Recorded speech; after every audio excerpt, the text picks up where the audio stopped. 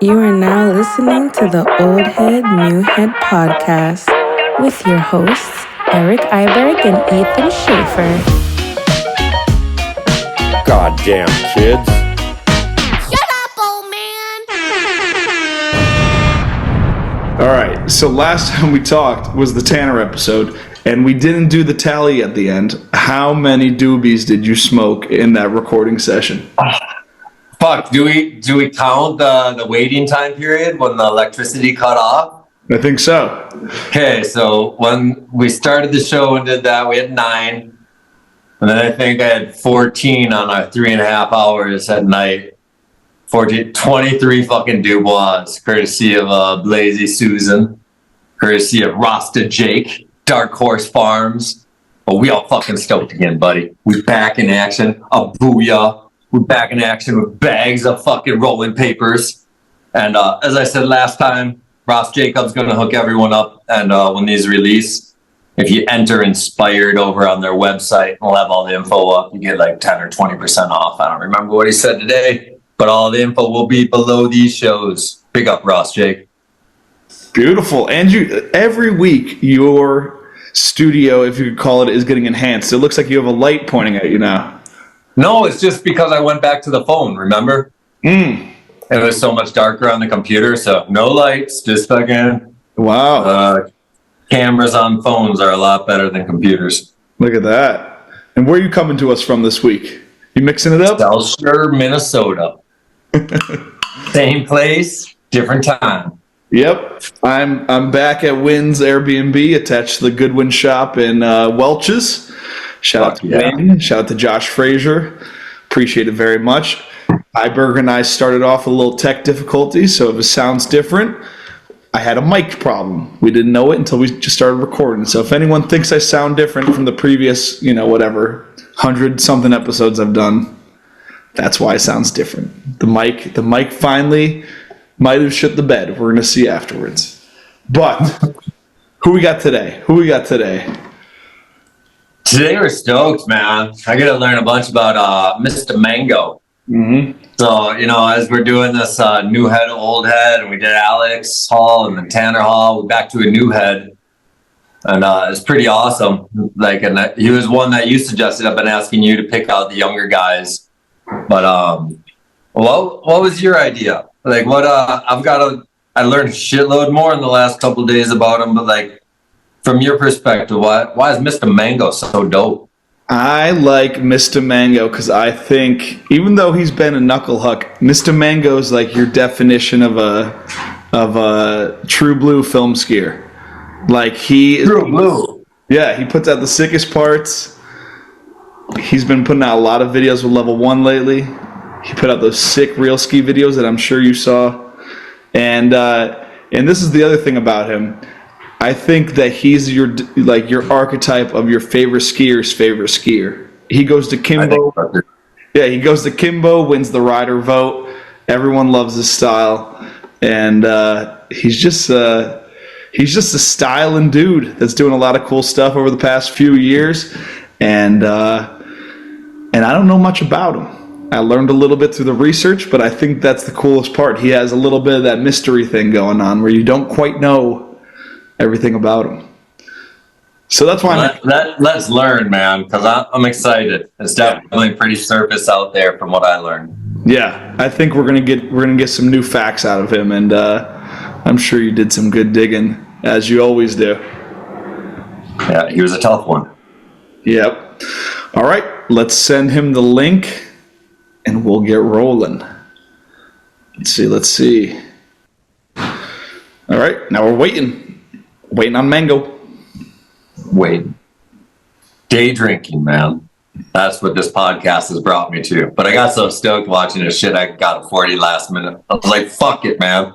And I went in, I said, got a 40. I'm like, just be an alcoholic in the daytime.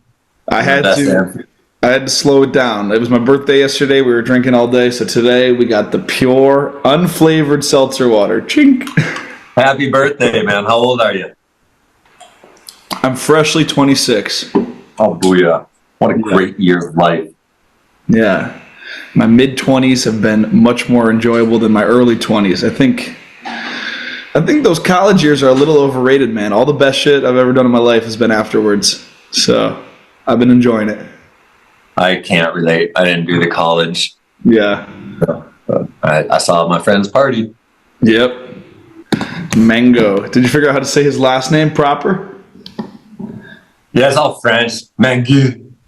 I think it's Jake Mageau. Mageau. I'm sorry, Mageau. Yeah, super French, not Quebec. Yes. Yeah, I ordered my second copy of a browser. Issue 2's out.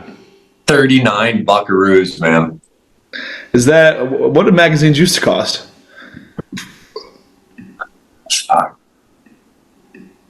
$24.95 for a year subscription.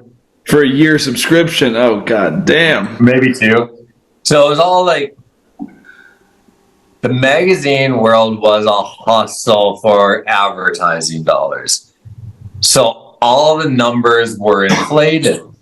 It was made up. Like a newsstand would order fucking 100-year magazines, put it on the fucking thing, not sell any, and then throw it and give them back for recycle. But that's technically 100 magazines, technically another location. The free subscriptions that you would get, free ski or freeze, was, this is how many subscribers we have. So now you have a built-in 50,000 print minimum that you're printing, and it has distribution. So that's what you sell to your person. Now you say, 50,000, it has a lifetime, like it's on a coffee table, it's in a bathroom. So for every magazine that we sell, no, these weren't being sold free subscriptions or thrown away at the newsstand, there is 10 more times, 500,000 people that this has a reach to. So they would sell the 500,000 impersonations for a $20,000 single page ad, $50,000 two-page spread ad, bank off advertisement, and that's how it made money by line on numbers and distribution. Yeah. So the model was probably broken. Yeah. Damn. Yeah, I don't have any desire to get into the print game. It seems like a big pain in the ass. You just have to have people, I think it's that next generation that's like longing for analog, that never experienced it in their whole life. Yeah. Shit they can touch, feel, own, not just have disappear tomorrow. So I feel like this next generation, like 18 and younger, are going to just desire something that's been lost. Yeah. It's kind of, I've been enjoying going to Goodwin and like being in an actual physical shop. We're almost there. Boom. I'm in. Yeah, missed up Mango. Fuck yeah, boys. How are you? So good, yourself? Good. Where are you coming to us from right now? I'm in Heber City, just outside of Park City. Okay. Yeah, it's just a little small town, like 20 minutes outside of Park City in Utah. Fuck yeah, dude. Well, You live there now? Yeah, I moved down here about a year ago, and I've been in Salt Lake City, but now I'm here, and it's fitting me nice. Way closer to the river, close to skiing, lakes. Are you in Heber City or closer to Camas? Heber City, yeah, like right as you drop down into Heber City. Yeah. Have you met the Provo Bros yet? Dude, no, but they live down here, don't they? Yeah, and if you like fishing, you need to know the Provo Bros. Yeah, word. So find Ian and Neil and just get super stoked on life. Yeah, word up. Yeah, they seem awesome, man. They also seem hard to track down, but they're probably fishing or climbing a mountain, or bicycling or kayaking, doing something awesome. Right. Word. Yeah, no, one of these days I should make the connection. Let's get straight into it. We had A-Hall, we had T-Hall. You're our first non-Hall. This is sick. Thanks for being here, dude. Yes, sir. My pleasure. Thanks for having me. Yeah, this is awesome. I've been wanting to figure out a time to fit you into two-planker at some point, maybe line it up with a project, but this felt like, sometimes if you're just patient, the stars align, and this that's right, opportunity for it. That's right. Yeah, that's perfect. Yeah, Absolutely. and I know Iberg's been diving deep. Iberg, you got anything off the top of the head that you're dying to know about? We usually go in chronological order, Jake, so we're going to be talking about early days first. You got anything you're cooking, Iberg? Yeah, so like when I deep dive, it's so fun because like everything's like you're Hawaiian this, Hawaiian that, and then I'm like, oh fuck yeah, and then I'm like, okay, all of a sudden you're Hawaiian, then you ski in Oregon, and then I'm like, whoa, you look really young when I see these lifestyle shots in the level 1 clips or something. So I'm like, how long were you in Hawaii?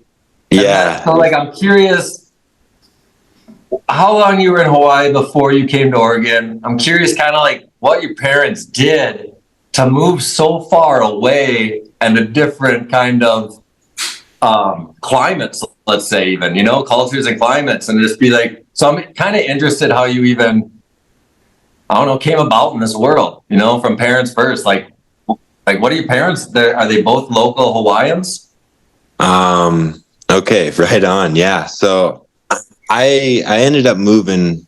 My parents moved me away when I was 7. So I was just like very first start of life. Both of them, they lived there for around 40 years.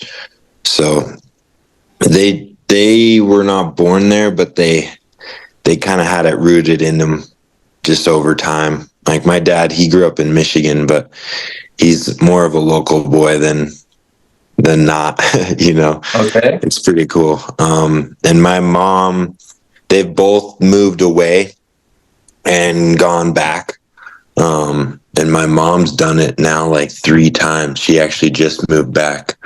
But really what it was, from my understanding that they said, and the Hawaiian school systems aren't all that hot. And, you know, they grew up in the mainland and they just wanted, and we were living in like a 1-bedroom apartment too, kind of thing. Yeah. But it was on the ocean. But like growing up, it would have needed change. It would have needed to change, and housing, you know, over there has never really been that good. So they came up with Bend, and Bend was like a booming town. It was just growing like crazy. And my dad, he ran sport fishing boats in Hawaii for however many years, just since he was, you know, like in his early 20s. And I don't have young parents either, but, yeah, so the construction was going off and my mom did real estate. So it kind of just worked, and Bend's a pretty like, it's pretty like ideal place for a little kid to grow up. Yeah, it looks like so. Yeah, and I don't really remember. I mean, to be honest, like I got to Oregon and I felt like I just slid right in pretty easy. I remember putting on socks was that I would cry putting on those things. But other than that, you're pretty much doing out shit if you move. And so I'm guessing this is like early 2000s around. Yeah. There? Mm-hmm. Exactly. And how old are you right now? 26? Mm-hmm. Okay. Well done. Right. Yeah. You're a hard guy to research, man. You don't have the bios, even though you got the fist site and all this fun stuff. It's still got. God, that's awesome, dude. I don't even know that shit lives on. That's cool. Look, doing this forever. You can go find out like Tanner's fish shit from the 90s when he did like world championships and all this. Like anything that had fist points is in their system forever. No, it's kind of no shit. So yeah, it's fun to go get lost. I got so many fun questions when we get to the World Cup in USSA. But we'll get there. Right on. Yeah. So it makes sense you got in that, and then I guess so Oregon you explained to me, and then the snow stuff. So I think what's crazy is your progression. You know, like when I kind of saw it, so now we're looking like mid 2000s until about when you start to get into like pipe shit around 2013 or so, or 14. Mm-hmm. Like, what is it? Do you join a team, or what is it? Do you watch videos, or what was it that must have sparked that thing, like in the early before preteens, and that would be dope. Yeah, for sure. Well, I grew up skiing just with my dad, and you know, he he's a shredder, so we just shred around the mountain. So I got like a good understanding of my skis. You know, within a handful of years, and I did join this team called MBSEF. It's like a little free ride group. They also do racing and stuff. But I just remember growing up, like I would watch video, I would study, I would just study, man. If I didn't yeah, like I would study these videos, whether I knew what I was watching or not. I would just dig and dig and dig, and I think that mixed with blending skiing and like learning from the videos, like it was like engraved in my mind. I felt like, you know, you knew how to do it by the 100th time you've watched it, you know. And it does What was kind your of shit at that time? Like when you're watching the videos over and over. the funny thing is like I don't remember like the specific ones because I was just digging, and like if you ask me my favorite music artist or movie or anything, I don't have a name for you really. But was this internet or these DVDs? Yeah, it was internet. Okay. Yeah, it was like I guess probably towards the start. I didn't really have. Yeah, I just like when I was real young, I wasn't really watching movies or TVs or anything like that, and I didn't really have that like fire yet either. But well, your fire was coming from within, from watching content, not from any physical influence on Hill. Oh no, are you kidding me? For sure, big influence on Hill. Connor Bennett, does that ever ring a bell? He rode on Armada for like a year or two, and you know of Lucas Walks. I've heard the name, but I don't know him. Okay. Lucas Walks, he grew up in Bend, Oregon, and then another one of his buddies, Tashi. They were just all kind of that same age, but they were just that older generation riding the mountain where it was just like jaw dropping to me, you know, just, and that was like towards the start. Then it turned into like I just want to get that good. Did you ever meet Pete Alport at a young age? Yeah. I'm trying to think of how old I was. I've had a couple fucking epic experiences with Pete. That's a great word to use with Pete experiences. I would say he gives you those kinds. No, he's a badass man, dude, and we made a lot of connections, and he brought me some cool places. He took some photos. I remember smoking weed with him as like pretty young, him and Justin Norman, and like forgetting how to turn, trying to take photos. So it was kind of just like this, like, yeah, I felt like a badass when I was able to take some photos with Pete. Yeah, I want to say big up Pete because he is one of the hardest working people that I've ever met. Oh, dude, through and through, man. That man and he still gets it. He just works his ass off. And skiing wise, you're on a team now. I want to know, you're from Bachelor, right? Yeah. Yep. They don't have a pipe. They did. They had a 18-footer for my first 2 years or so. And then they didn't have a pipe. And that's actually when I started to get more into it.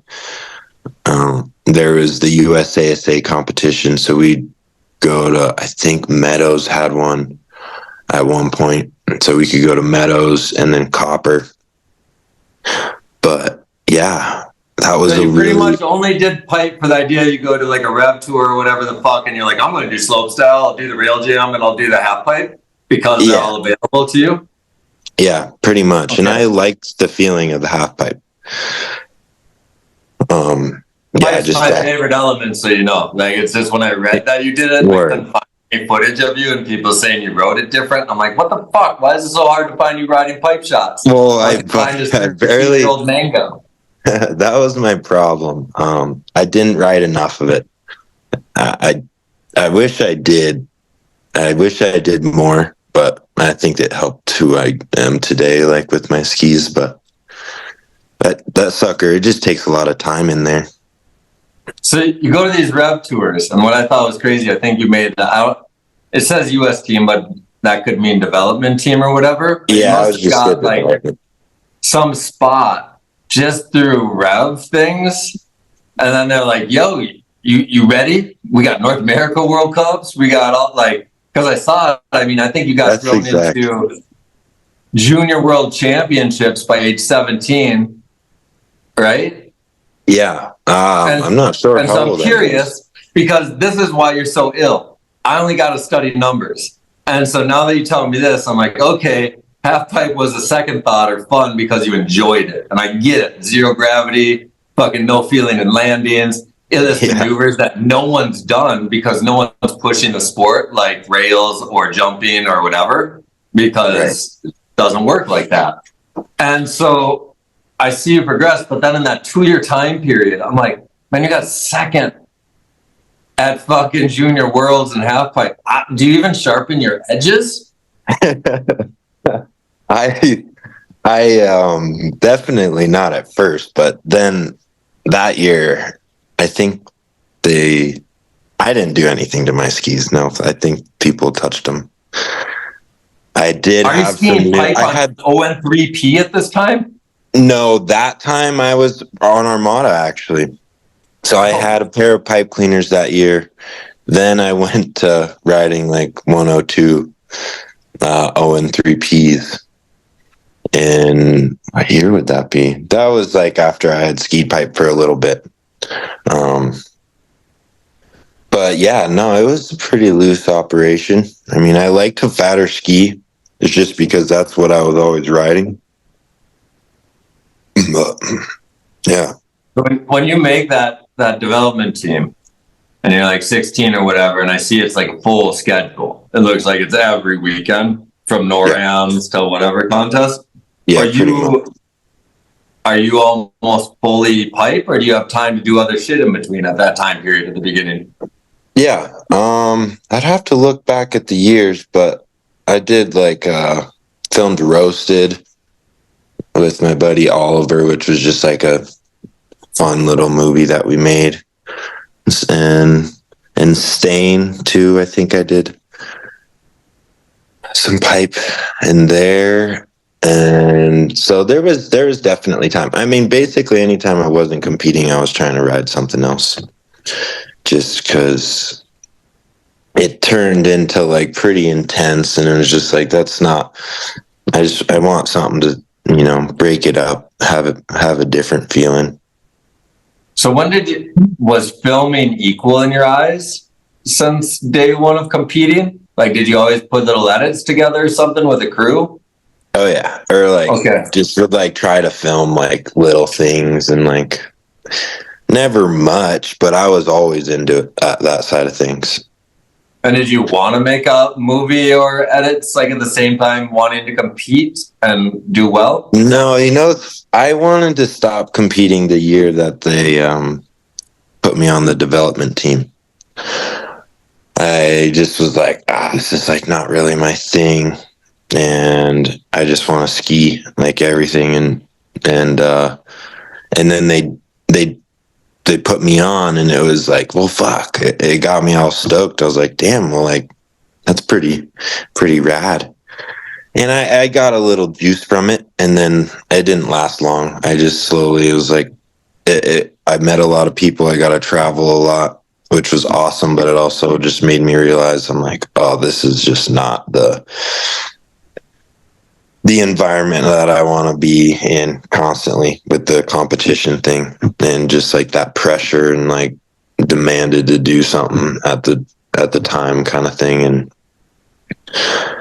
it all circles back to of just not quite doing it enough. I felt just comfortable enough to maybe not get hurt, but like not be able to do exactly what I want to do.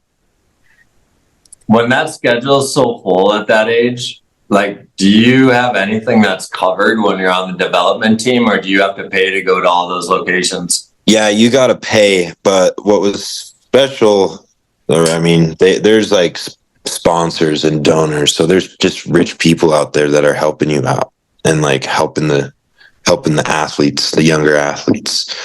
Because the U.S., I mean, they don't do shit. They're like one of the only countries that doesn't like pay for their athletes or something. I don't know. Yeah. It's something stupid.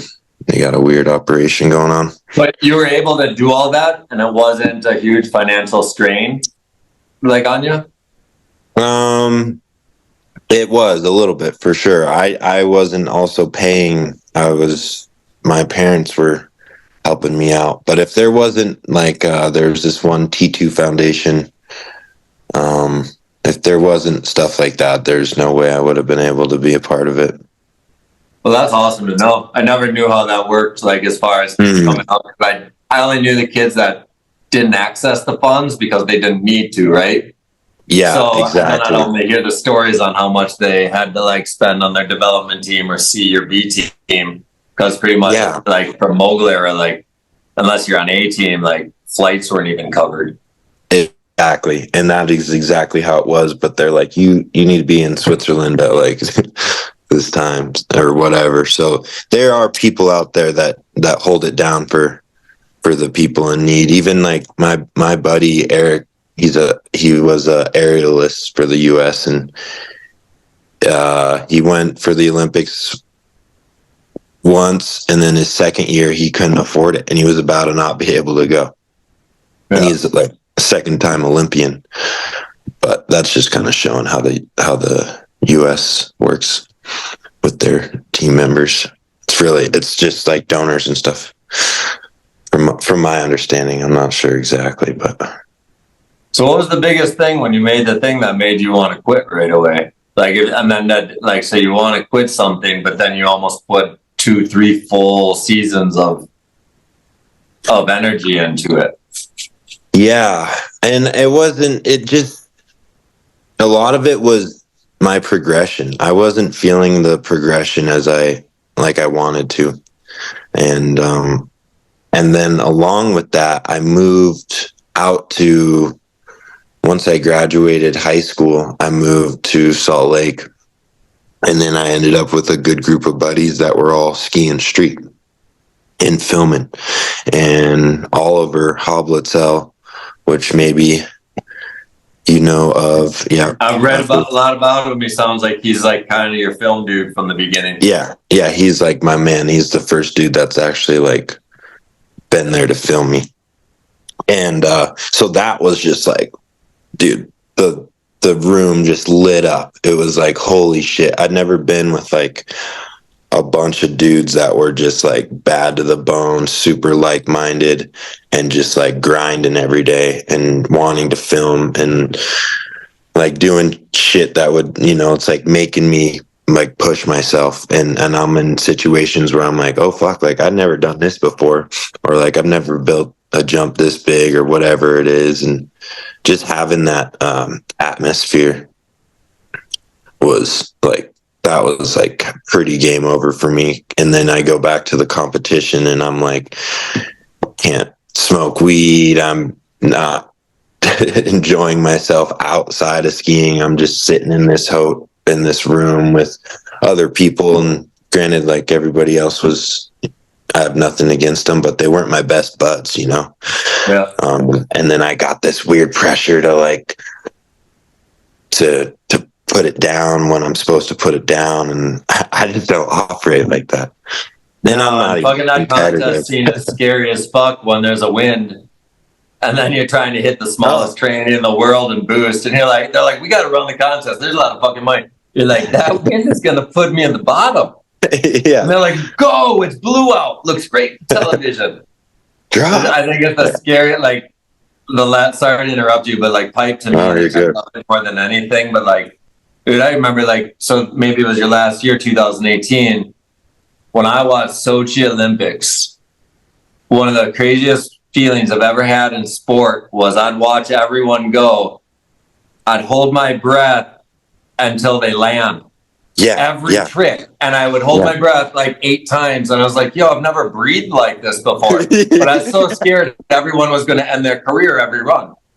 Straight up. And like you just watch people boost, and I was like holding on, and I'm like, yo, I'm not watching people do shit that they fucking are 100% confident. I'm watching shit people say go when they necessarily weren't supposed to go. Absolutely. I think I've never felt like that watching a sport or really anything.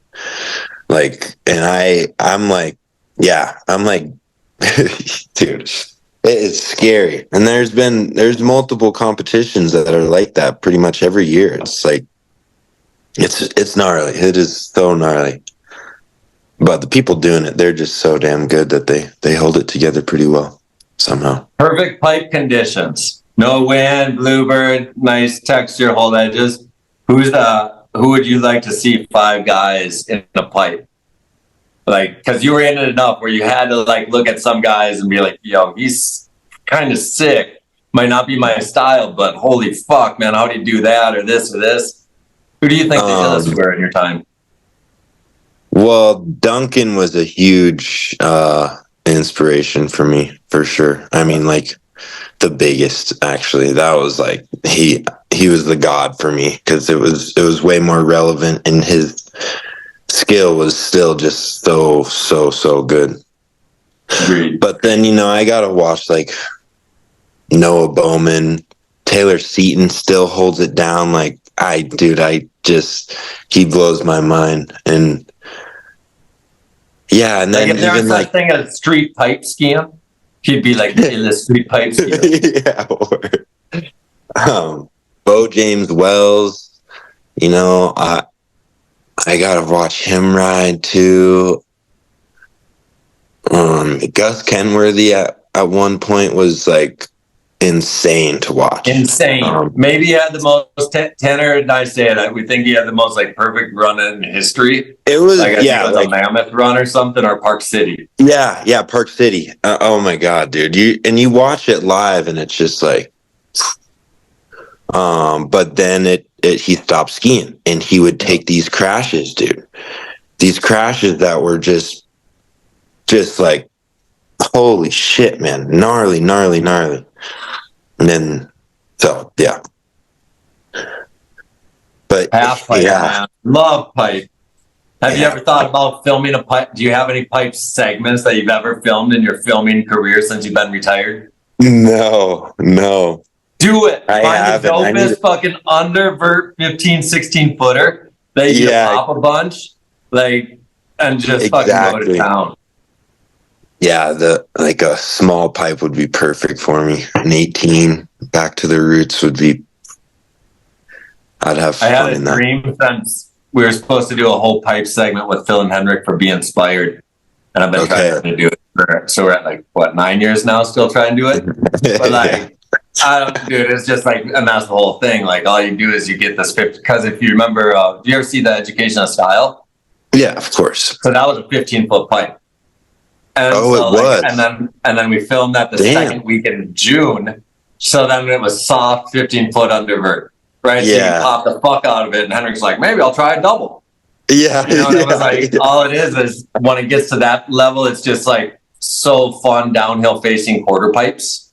Yeah. Because you can swerve, puck back up, like you don't think you're going to die. So do it. I'd love to see a Mageau style one. Yeah, there's been talk of it. So once it presents itself, take advantage. Yeah. So I'm going to end your World Cup. So the craziest shit I saw when I was looking at your fifth schedule or your last year competing, I was like, holy shit. Like, I think you got like a 4th place at a World Cup. Is that real? I don't know. Or 7th, excuse me. You got a 4th at a NORAM and a 7th at a World Cup was your highest thing, I think. Yeah. Maybe I'm wrong. But either way, you were a top 10 guy. Your last year, you had a top 10 at a World Cup. And then your very last event, I don't know what the fuck event it was, but you got first. It was like March, and I said you got first, your very last points. Oh, yeah. I needed points or something. So you got points. You fucking, your last ever pointed event, you were a victor in the sport of halfpipe. Just so you know, you went out on top. So I see this, and then I'm like, I'm like, he's not detective. And I'm like, yo, what the fuck's he doing in 2018 that he can just quit? And then I'm like, and I don't find anything. Like, I mean, research brings me to, I don't know if Zoot Space was yet. I don't think so. Yeah. But like I'm not finding it in my archives. I heard you got some crew movies after in my late research moments, but like it still wasn't on the radar, right? Like even though I was kind of out at 2016, I didn't hear of you 2017 or 18. So now in my research, you pop up in fall of 2018. Now I'm following this, go out on top of there. You're doing your interview. They're like, wow, check out Mageau. No one knows who he is, but he's awesome. So mysterious. And then you're like, man, I think it would be dope to do real Ski X Games. And I'm like, who is this guy? Like, what clout did he have to get a real Ski X Games spot? And then I Google 2019 X Games. I'm like, what?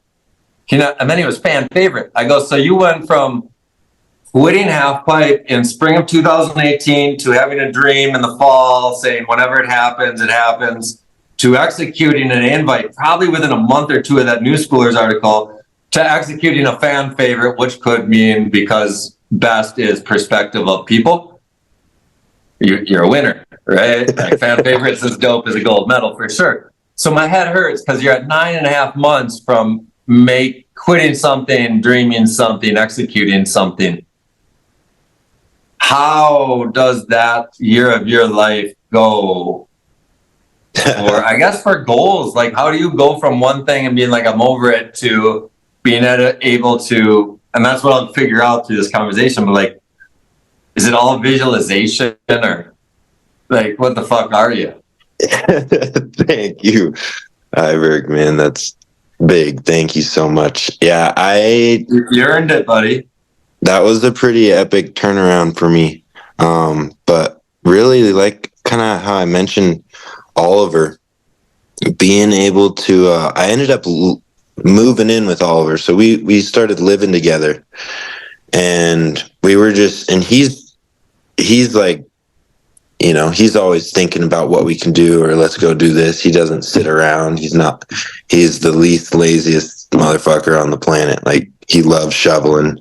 He loves being in the mountains. He loves hitting a street spot. He doesn't care. And so like, that was just like this, like fueling, just like we're able to do everything. And the last year that I was trying to compete, I was like, when I wasn't competing, I was linking up with my buddies. So then once I stopped, I was like, fuck yeah, now I get to do what I want right now. Like, what did you do that spring right when you quit? I just went and skied. I think, I'm not sure. I got such a bad memory. Sorry. I studied no, too it's much. okay. I'm more on top of you. I did, I'm sure I did Hood. We did a Mammoth thing. But you're not filming like level 1 at this point. No. Hooking up with like, do you have crazy sponsors at this point? No, like, nothing really. ON3P started sponsoring me, and that was basically it. After you quit pipe, they sponsor you. They sponsored me in my last year that I skied, I believe. It's like I just want to know, because I just got to talk to these guys a bunch in the last year. They're awesome. But were they thinking that they're having a World Cup pipe skier with ON3P? Yeah, they're sponsoring you in a pipe season, or do they see something special out of you in another lane? They knew that it wasn't just a pipe thing. Okay. The whole ON3P thing came to play. Oh, and maybe this is coming together too. So, Magnus and the bunch did Creation Nation. Okay. So it was like a get together thing, and they did a video contest. Like, send in a video and you get invited to Creation Nation. And I sent in a video, and they picked my video, or Magnus picked my video or whatever. And so I went out there and like got to make all these connections, and Magnus just took me under his wing and kind of just, it seemed like he got me sponsored by ON3P. And then, so then there was that, right? And now I have this growing relationship with Magnus Grenier, and I was like, holy shit, this is so wild all of a sudden. And then, yeah, because he was kind of dope, because I remember Magnus, and then what was the other homie that was the illest shit? Lucas, LSM. Yeah, LSM, because they came the 2016 B&E Invitational, so they were like, yep. I think LSM had the Powder magazine cover that year, so they were like the dope shit. They were like when everyone's like, the Swervers are here. yeah. Straight up. So that was kind of, I forgot what the question was, but I was just asking what you're we're kind of talking about your transition, and so I was interested if you had big sponsors. Then we're breaking down. And you're giving me the relation of who kind of hooked you up with that relation. Yeah. So then I met Dadali out there in Sweden. So I got to meet Amet, and then Magnus gets a real ski spot, and we became buddies. He was filming for one of their movies, and it was the first year that he got real ski, and he wanted me a part of the movie, and I just happened to be there while he was filming for real ski, and that was the year that he won. And I was like, dude, this is fucking sick. Like, it was so sick to watch him just like grind and get into his zone and be patient of like, just finding spots, and he just kept going. Are you training with him on these spots? Yeah, there's certain spots we rode together, but dude, he was crazy. That was another thing. Like, he's filming for real ski, but he's like trying to get me clips and like just being like so laid back. And yeah, it was just like really impressive. So did you learn it like when you rolled with him? Like, did he all of a sudden see shit that you never saw in life when rolling through like scenarios and being like, man, I could hit this like that? And you're like, yeah. What the fuck are you? Yeah, I was just thoroughly impressed, and I gotta watch him, and I'd studied his skiing too like crazy. But he got more done after I left. A lot more done, this just makes sense because he was just being so generous while we were together, and it worked out for him. Yeah, it did. He filmed like whatever, the real ski, then like a full movie part, and yeah, he had a crazy big year. So then Oliver and I, now we're like stoked. We're like best buds living together, and we filmed something kind of, it was just it was like me, like, I'm like barely skiing, I'm swerving around on a curb and like doing a pretzel here, like nose press there, and then like did a couple real spots and stuff in the spring, and Oliver was just like joking around and said something about real ski. And then the next year we were like, well, let's fucking make a video and pretend like we're gonna ski as like on the best shit that we can, and like kind of pretend, see where we stand. And we made the video, I think it was Stain, and sent it to Amet because he was a part of it, real ski at that point.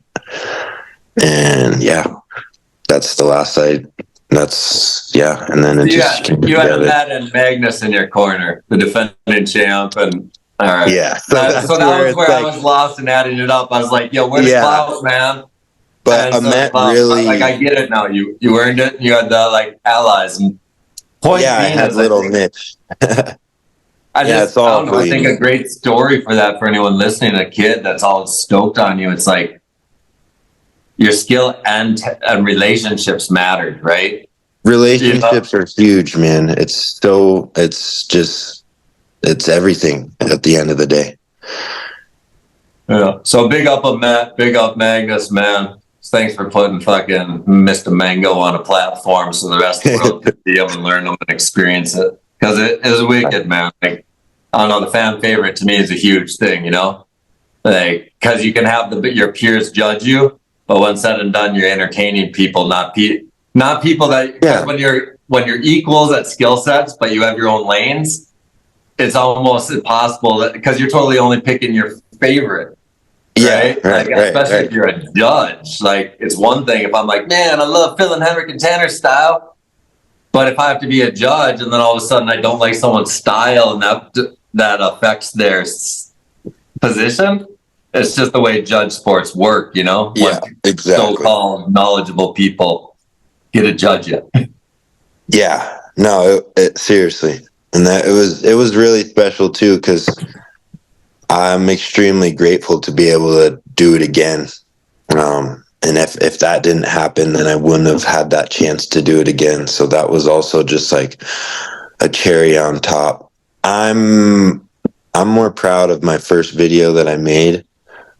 I got hurt a lot more, so I wasn't able to like do quite as much as I want to, but it was more like me and like how You're talking about the fan favorite compared to the gold? Yeah. Yeah. That's like more my style than that other shit. So what was that like for you? You wished, you had a dream, it came true.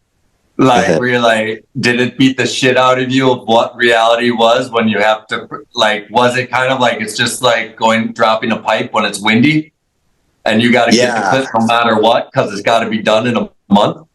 Yeah, the first year I just was exactly that. I was like, just put myself back into like, we're getting it done like now and like we're just riding. And I was trying to scrape away with a little bit too much in times and like, just not like, I didn't take a deep breath. I was so fucking excited to be a part of it and like had all these ideals. And the year before I had found some good spots and it was just like a big learning process of being like, you know, this doesn't work, you know, and like, you gotta realize that. But I just had like these set goals in my head. So I worked a little harder than I needed to, which sounds weird, but like I could have accomplished maybe more if I was more experienced. Exactly. Really, I always live life where I go 10 steps forward every day, 9 steps back for, say, my first 20 years of skiing. But the idea is always going still 1 step forward. Way too much work. But I still did. That's my whole first set. Now that I'm back this time in the last year, and that's why I'm doing stuff like this too. It's just to learn. It's like, man, what do I need to cut the fat off of? You know, like, even though I have the same passion and I'm still going to do a million things, but I can't do a billion things anymore. Yeah. You know, and so like, it's just, so I think it's just a matter of learning. And if you didn't die or get paralyzed or break something, you're fucking stoked. Yeah, exactly. It's got to be calculated, and that helps longevity too. It's just, but you got to also like coming up or trying to do something, you got to try way harder than you ever think you do. You just got to keep trying and forget about it and just keep trying. And then you're stoked. So you get into this and all of a sudden, like, I would have to imagine this is like all of a sudden like being asked to go film with Level 1, maybe times a billion, because only 5 other people got to go ask to be filmed. And then all of a sudden you don't get a whole season to film with a film company. You have a month and a half to execute and be judged. So was there anything that was like crazy, or I don't know, like was it the biggest, looking back on it, was that like your breakthrough, being invited to X Games Real Street and then you became a pro? Or are you still not a pro yet now that you went to X Games? Yeah, I don't feel like a pro really. But it did give me a breakthrough of some sort. It just gave me it just put me on a different platform, I guess. And like, it's always funny because it's like, you're the same skier. It's just like, when does somebody like decide to put you in some category? That is it relevant? I don't think so. Like, maybe if I was able to make a living, like a living skiing, I could write pro down. but no fucking way would I write pro down right now. Did you get It's anything like- out of that first, like the fan win? Does anything come about it? $5,000 is what you get, but I had 2 filmers, and you travel all year, so Do any sponsors come? no, I don't have any sponsors that pay me because I get a place anywhere or So you didn't. place. So you didn't get when you got fan favorite. Your only sponsor after the event was still ON3P that was with you before. ON3P, and maybe I had like Zevo goggles, which that was never. I mean, that was never a payment thing. I'm trying That's to so think. wild. Man. I just want to put it into perspective because I think X Games real ski is the gnarliest thing you can do in the sport, along with the halfpipe competition where people glorify it. And it's just like, it's a good learning experience because it's like, I don't know, it's like almost the equivalent or less of, knuckle huck. Let's go have fun. Wee! But your consequences, like, and we'll get into it in a minute after your second one, but like, it's just a burnout event. Like it's one of these things that I've never seen. I think it's so fun and entertaining for the public, but I think it might be the worst thing for an urban skier's brain that has to be The created. knuckle huck? Maybe, The knuckle huck? Or what I'm saying is they turned up real ski into a novelty where knuckle hucks, it's fun. You can do a hand drag. Yeah. But it actually has a better outcome. Money, cash paid out. And then all of a sudden we took real ski and we made it a fun event, but realistically it can ruin your career. It doesn't make a career, it only can ruin it. Yeah. So that's what I always thought was I kind of left being like that, fuck that. I'm not doing this anymore for them.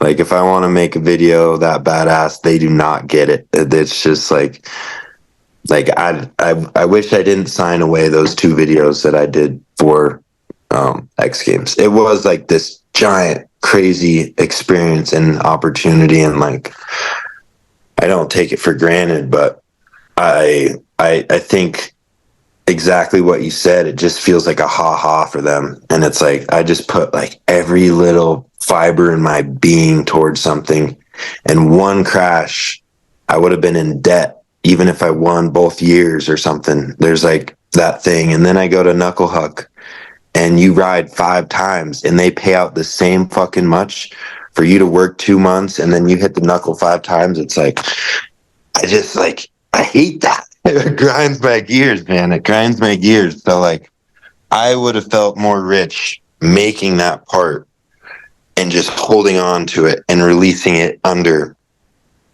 whatever. Yeah.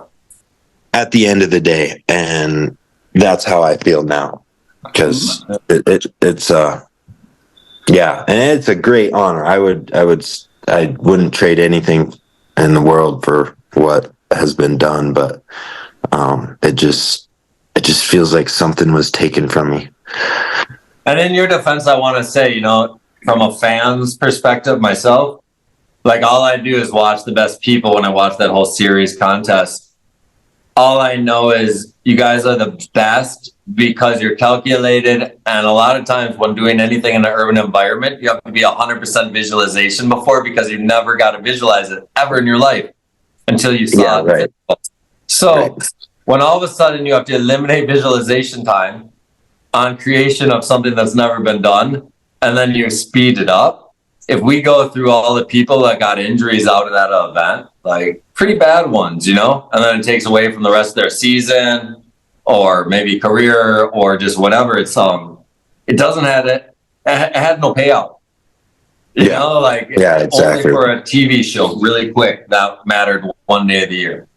Mm-hmm. So I've never been a super fan. I always enjoy the content, but as a friend of the people that compete, I don't like it. Yeah.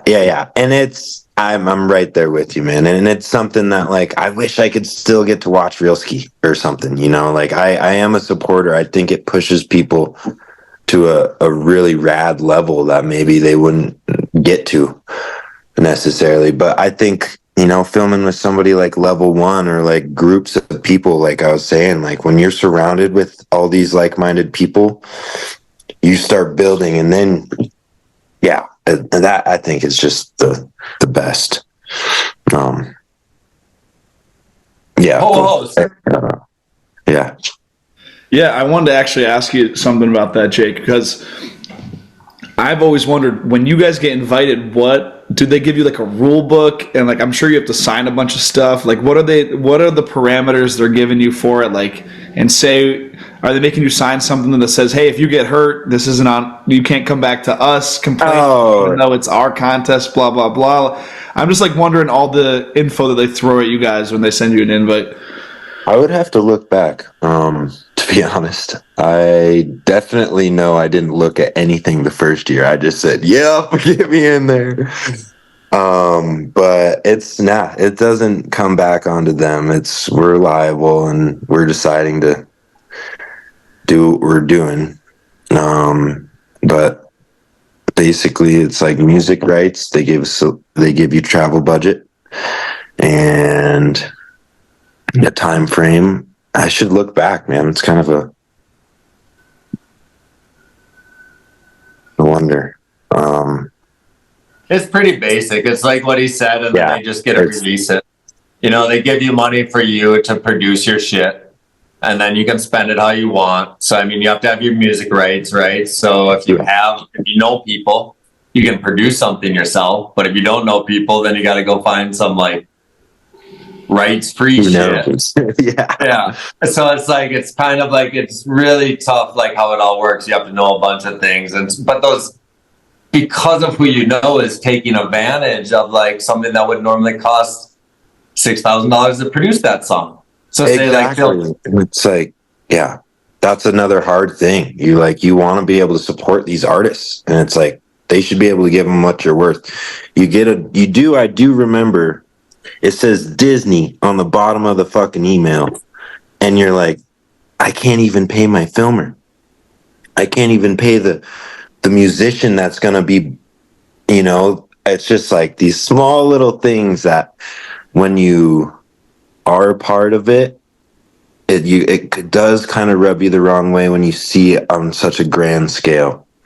Now, there is this part like that I have to mention, because like I am still like I'm very grateful to be a part of it. I do think it's a cool thing that is being done and has been done, but it's unweighted, or it's like the weighting is so off, it's just basic economics. What you put into it, you don't get it. That's why I brought up the sponsor. I go, wow, you made no money. You pushed yourself beyond what you would normally do.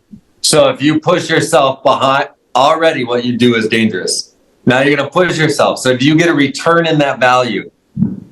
And I just wanted to show people that there's not a return in the value. The entertainment's there if someone, and the whole thing there too is not to like rag on someone. It's more the idea to say, hey, that it can be done better. Maybe exactly. Someone hears this, they're like, I want to do an event just like that, but maybe no one knew how to do it right, because the concept is right there. And it's a great platform for people like yourself to get exposure and say, oh, we know Mr. Mageau. Great. Yeah. Mr. Mageau almost died 50 times. Does Mr. Mageau get to be here again next year? No, maybe not, most likely. Lucky he's one of the best in the world. Yeah. So it's mostly just because I don't know, so many people think if you win something, you get a reward. And very little in life is it about winning something, especially in our sport. You don't win and just get something, unless the paycheck's really, really, really, really big. Yeah. And it's not after taxes and pay. You have a guy, editor, filmer, producer beside you that's holding up a medal just like you. Yeah. And then after taxes, it's being split. And that $5,000 is definitely not valued of 2.5 months of your life. No. Exactly. You are worth more than $5,000, people. Yeah. No, well said. It's exactly that. So you kind of answered already, but so you won 2020, right? Like the year after so now you won the fan approval, you won the judges approval. Fucking booyah. You are just legendary. But what was fun, so I had to call Phil. I'm like, because I knew why he didn't. I called him up when he won his second one. I'm like, fuck yeah, man. You're going to three-peat. Henrik three-peated. Tanner three-peated. This is the shit. He's like, I ain't doing that shit. And so for the same reasons you just said, right? It's not the investment. And so I saw that. And so I asked Phil this morning. I was like, yo, what do you think? You think Mr. Mageau just fucking opted out in 2021? Because I can't learn nothing about 2021. He's like, it's my guess. Let's ask him. So was the reason did you participate in 2021? First? No, I was a hard, quick no, man. And so what your reason was didn't pan out, didn't balance? Yeah, exactly. It was, I didn't see the worth. There was no worth. And yeah, I was like, I felt somewhat complete. Obviously, I completed a goal, but I didn't feel this, like, I don't know. I didn't really feel all that satisfying with how they like did the end of the competition. Like it was like it was a Zoom. It was during COVID, so whatever. And yeah, I get a FaceTime call, and it's whatever. And they say I win, and then like maybe like within a minute after saying I win, they ask me to redo it and fake the win again on my phone. And I'm like still just trying to gather these emotions, and then I was just like, whoa, like what the fuck? This is so weird, so weird, so weird. And then I wait for my medal, and it comes in.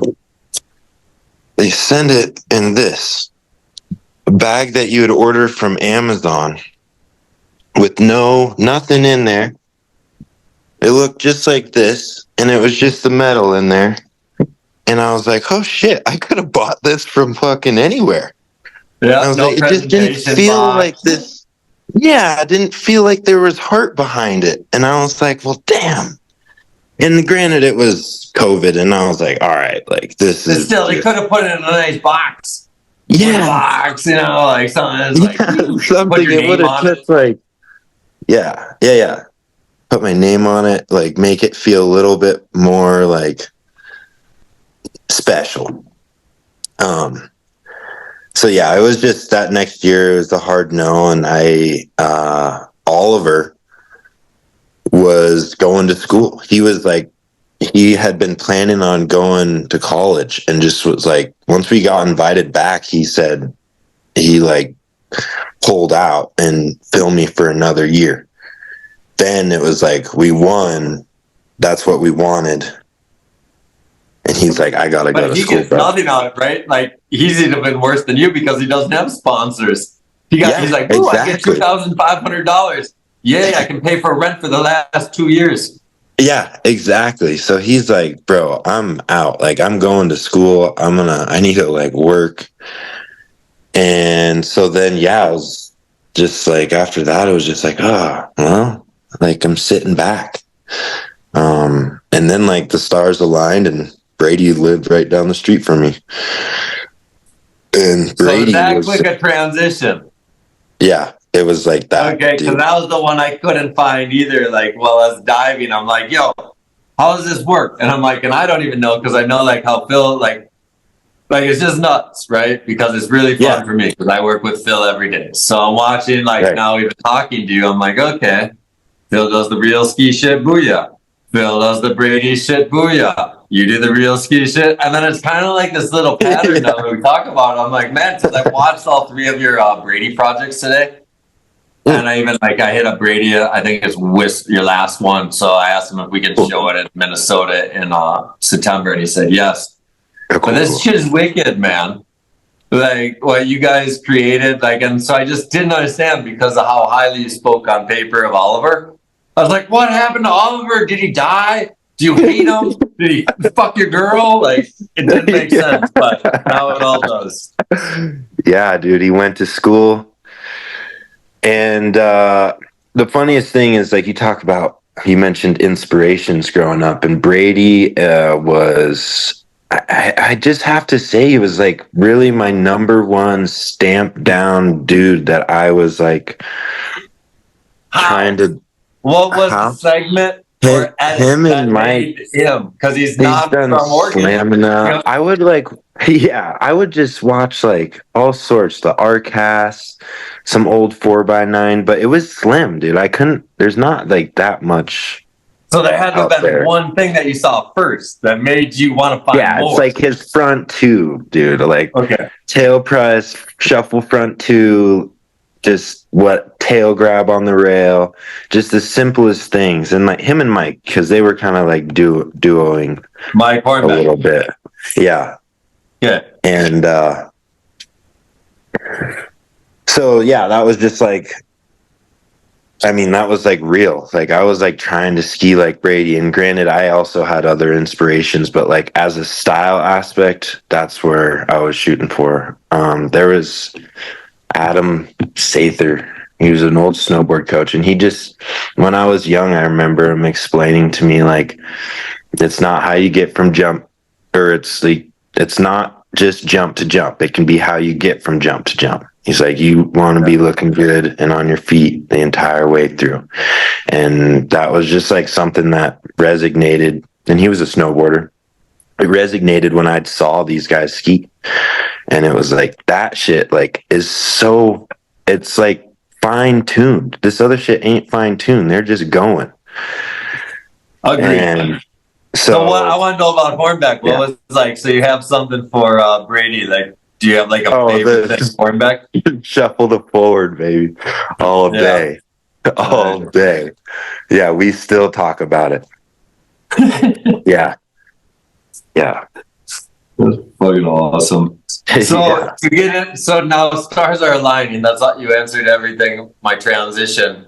So yeah, I see how you end up in film now, like, and even forced to making it like higher level edits through Real Ski from your previous edits that you were a part of or made. But so the stuff that you were involved was Real Ski. So I'm guessing the stuff that how involved were you in your edits or long-term clips? Like, do you edit personally? Do you pick music? Do you always let your filmer do it or what? Yeah, I used to make little edits as a kid, but I don't edit my own videos. I just got a computer this past year, and I'm not too savvy with it. Even in music, I love music, but I don't know names. I don't dig too hard, so it's like all these weird things. Sometimes I'd get lucky, I find a song and I'm like, I want to use this song. And I've been lucky, like with Oliver and Brady, and even Brady especially. He lets me sit over his shoulder while he's doing stuff, and he can do things so quickly, and then all of a sudden there's something to work with my brain, you know. I'm like, oh, like what if we go this route? But a lot of it, I just put trust into the people that I work with. So Real Ski edits quick. Is that all? Is Oliver grinding? He picked the song and then he fucking made it all happen, or how's that? Oh no, we're constantly like, we would put clips in and rearrange. We'd like try to think of, you know, and then we were on a music thing together. We had our options, and I think it was he found Shit Kid or something. That's the one we used the second year. He's good at music. He's like, but no, like those ones I would say I was pretty a part of. A lot of stuff, there's like a time where I let it go. But I like to have that say and clip order or a certain way something's edited. I think that's like part of the fun of like when I'm doing stuff, like when I'm getting a clip, is to like maybe doctor it or have it be seen how I was envisioning. And sometimes like I do ask like a filmer to film somewhere that I want them to, just to get it. And then I'm like, all right, now get your shit. But like, at least we got some options. Because what I loved about your three pieces with Brady So like I've got to watch Brady come up through the whole system, like from being just doing everything. And so like when he was with Phil's such a hardcore editor, producer, director, right? And so Brady was mostly the cameraman. So it was super inspired by Brady, but it was still Phil, but it wasn't fully completely Phil, but it was awesome. And when I saw you guys, I was like, holy shit, this is next level. Because all of a sudden Brady was editing, right? And he was filming. And I think it was Brady's like pinnacle pieces in his career. Like when I watched it, I just want to give you Brady props for that because like, I don't know, it's like because he did all the different skill sets, and then was able to get to that spot and then you collaborate properly together. Because now you're more involved and he has access to like, I don't know, when you're editing how you shoot, man, like you win-win. When you're editing other people's shot, it's kind of tough to put it in the dream. And so pretty wicked to watch. Yeah, that's awesome to hear. I think it's just evident. You can see it. But I've always trust Brady. He's like, he's my big bro. He's always looked after me, which is really nice. Yeah, you won the lottery, huh? Like that's your fucking idol when you're a kid. Oh, dude, insane. Yeah. It was cool because like I sent him some funny messages like on Facebook as a young kid, like you are the illest, like blah blah blah. And then so do you buy an inspired tall tee from Midwest because of Mike Hornbeck? No, I never got a Midwest one. What was that a good one that you're rocking? Because I found your mom fucking YouTube account. I seen the $4.50 off. The tan one? Yeah, I think it was the Mount Hood one. Okay. Yeah, I thought when you brought up Hornbeck, I'm like, I think we made a Midwest one that color. Yeah, you did make a Midwest one, but no, I was just really his skiing. But I forgot what I was saying. Sorry, I fucking get all. Oh no, you're good. People off all the time. You're totally good, man. I got a question for you. So you link up with Brady. Did he already have a pre-existing like relationship apart from riding with Level 1, or did you guys bring your ideas to Level 1 to get that all created? Yeah, that is a freaking good question because he wasn't really like too affiliated with Level 1, I don't think. But because they did like their last full movie and they wanted to start doing something. This goes back to my memory, man. I don't remember how it came to play. It totally makes sense, right? Though your last big project over their time period off. And in the last 2 years, they have like a movie tour now. They have places to show all the like Level 1 produces like 8 movies last year. Yeah, I know. It was just like insane. Connor Smith, he's like big involved with Level 1, and I do remember talking with him and chatting with him, and I think it was just like. It just kind of happened organically, and there was thoughts, and then. And he's a Bend guy too, right? Yeah. We went and got a beer in Bend, and then. But he wasn't in the park scene growing up, correct? Like he was. You wouldn't work. I didn't know Connor. Yeah, he's like a couple years older than I, but. Yeah. So he's just a hard worker. I only met him twice, but big up Connor. Yeah, he is a hard worker, man. He gets the job done, and he's got a lot of love. He's taking care of me too. He is why I've been able to film with Level 1, and he's put me on. And I think after Real Ski 2, it was one of those things where it was like, what's next?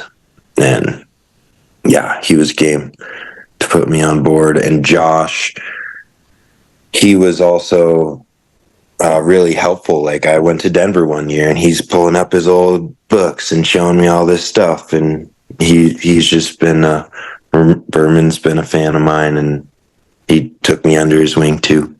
and it was just all love. So, and now we just filmed another movie this year for Level One, like a full groupie, bunch of people from all over. So it's a real movie Level One's putting out in this fall? Yeah. Nope. Yeah. What's the name of that movie, you know? There's been talk of like the Don, D-O-N.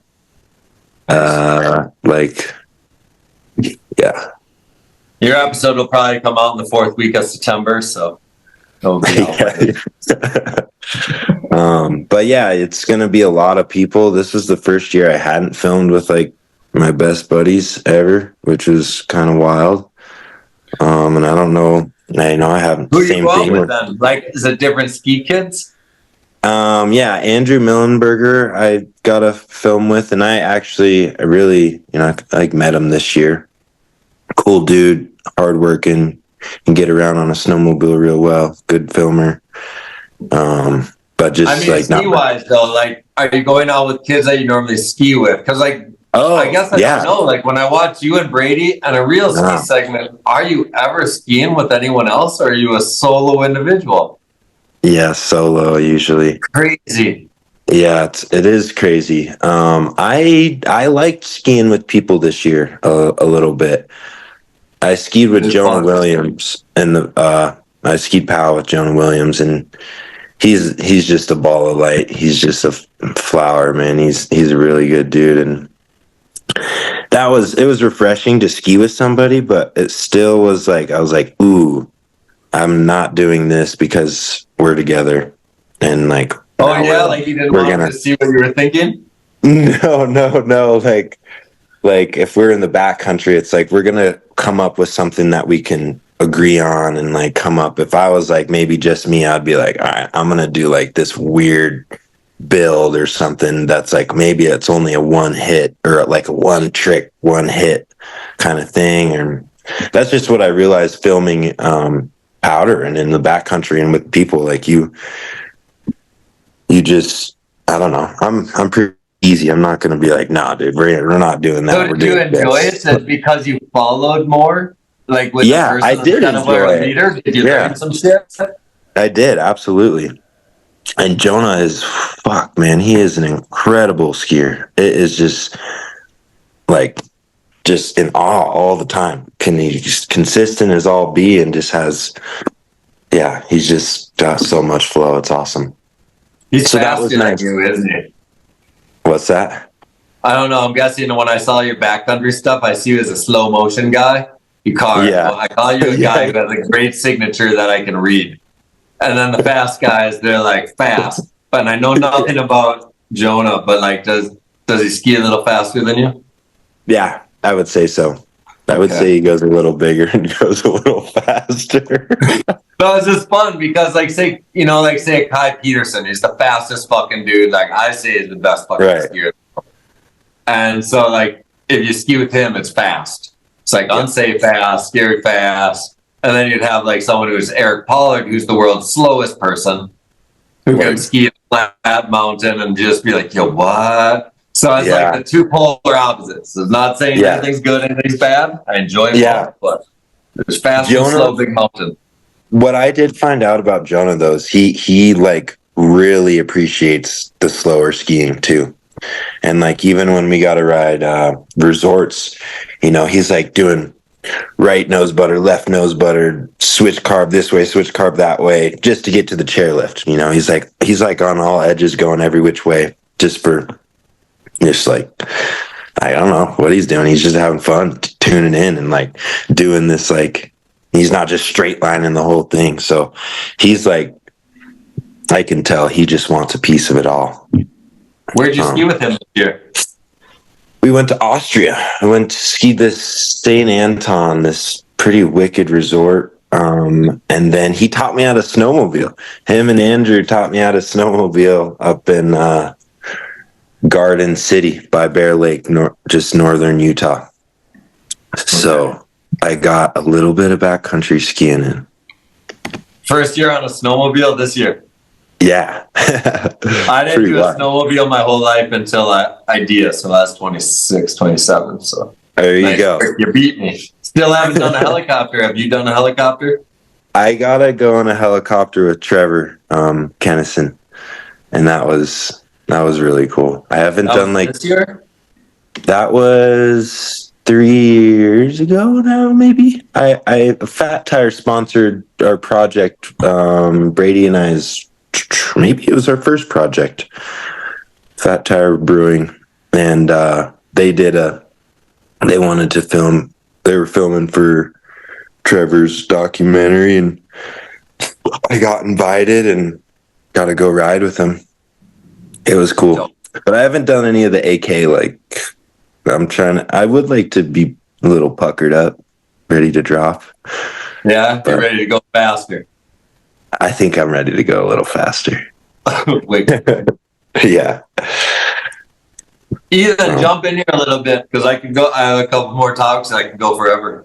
Dude, I'm loving sitting back watching your research do its work, man. It's so great every time. It's really awesome. Yeah. I'm just stoked on, like, I'll say it again, like what all you young guys do, because like as we'll get into it, like I'm so interested why you do it, right? What gives you fulfillment?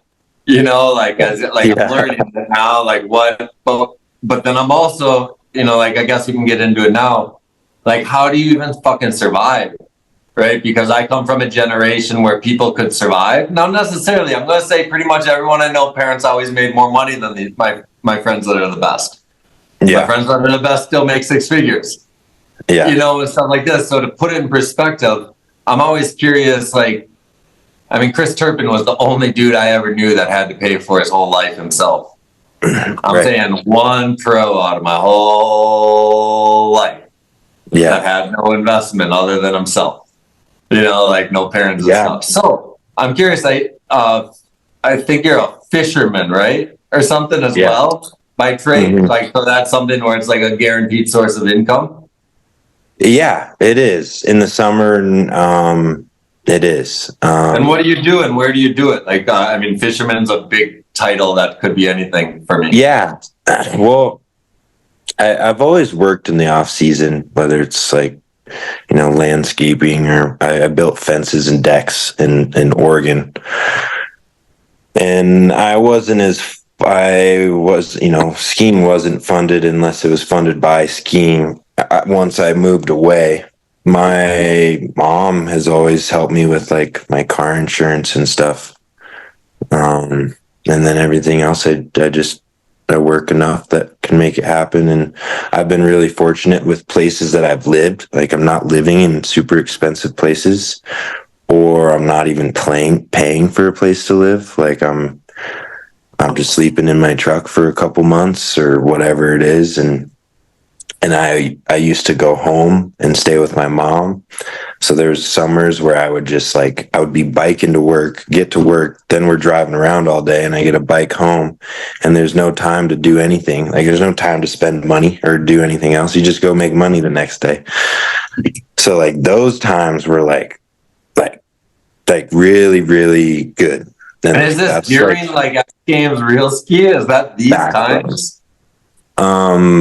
In the summer, I'll go back. Yeah. So I just want to put it in perspective for anyone who just like knows you, who's just discovering you. When you're like this person that's supposed like top of the game, this is your realistic life in the summer, right? Yeah. You fucking grind so that you can ski in the winter, and that's what it is. Find a job that you can handle.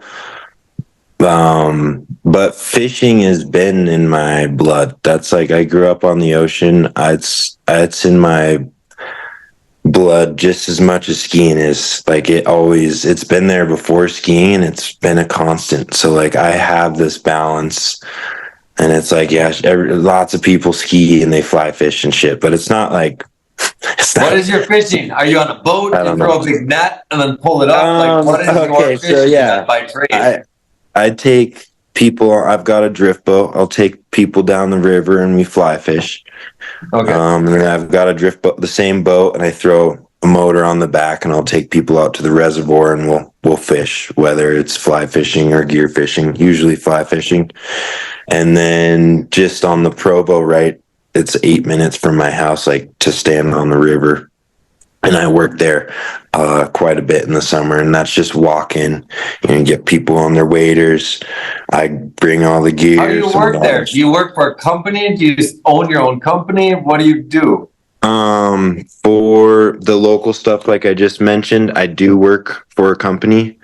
And then as a fisherman guide. Okay. Yeah, and it's easy as can be. Like, you don't have to be, like, Utah's like pretty Wild West with it. It's kind of loose.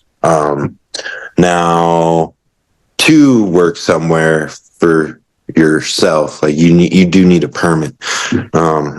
This is my 3rd year. I got a Forest Service permit out for Strawberry Reservoir just past Heber, and I've got my LLC and my insurance and stuff. So I've got buddies that will work, I guess, for me or underneath my permit, which is it's awesome. And like, there's 2 fly shops, one in Park City, one in Heber, and neither one of them have this permit. So you need to teach the Provos even more now that you said you do it and where you do it.